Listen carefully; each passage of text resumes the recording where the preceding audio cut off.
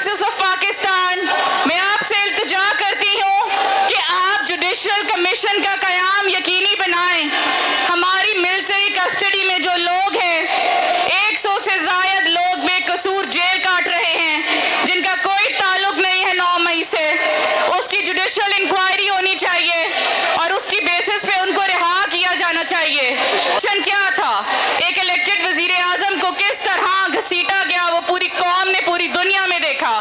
और 9 मई का तमाशा जिन्होंने रचाया वही इसके बेनिफिशरी हैं। आज फॉर्म 47 की ये हुकूमत, इसकी बैसाखियां, आज एक अदालत का फैसला आया और धड़म करके इनकी हुकूमत गिर जाएगी।